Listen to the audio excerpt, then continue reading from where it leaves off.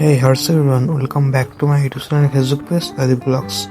কি অবস্থা সবার? আজকে ভালো আছেন? সো আজকে ভিডিওটা শুরু হয়েছে আশাশুনি ভিতর থেকে, মানে দেভাটার ভিতর থেকে। সো আজকে যাচ্ছি হচ্ছে রূপসী ম্যানগ্রোভ ফরেস্ট। সো আজকে এখানে এসে এমন একটা সিস্টেম হয়েছে, এক ঢিলে তিন পাখি। এই জায়গাটা আমি এই জায়গায় ভিডিও দেখছিলাম, আমি তো জানতাম না যে ওখানে যেতে গেলে এই রাস্তাটা পড়ে বা এই জায়গাটা পড়ে। এই জায়গাটা আসলে জোস। এখানে বড় বিলের ভিতরে এই রাস্তাটা করছে, আর রাস্তার দুই সাইড দিয়ে বাবলা গাছ লাগাইছে।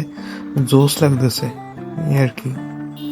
অ্যাকচুয়ালি এই রাস্তার দুই সাইড দিয়ে গাছগুলো লাগায় যেমন সুন্দর লাগতেছে, তেমন গাছগুলো লাগানোর জন্য এই রাস্তাটা বেশি দিন টেকসই হবে, না হলে তো থাকতোই না আর কি। অ্যাকচুয়ালি ভিডিও কমেন্ট বক্সে এসে আবার অনেকেই এখানকার লোকেশন সম্পর্কে জানতে চাইতে পারেন যে এটা কোথায় বা কি এনিথিং। আমি নিজেও জানি না জায়গাটার নাম কি, এটা কোন জায়গায় হতে পড়েছে কি, ইত্যাদি ইত্যাদি। আমি গতকালকে এখানকার একটা ভিডিও আমি করছিলাম, টিকটকে ছাড়ছিলাম, বাট টিকটকে প্রচুর কমেন্ট আসতেছে যে জায়গাটা কোথায় কি হ্যান ত্যান ভাতের খান।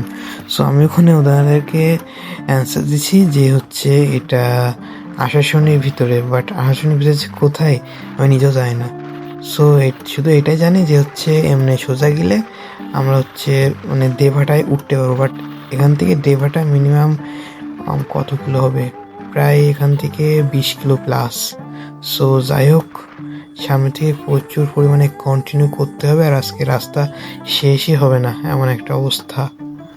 আর তার উপরে আমি আবার বাংলার ভিতরে জোরে টেনে চলে আসছি। সো আমার সাথে যারা ছিল ওদের পিছনে কি অবস্থা কে জানে।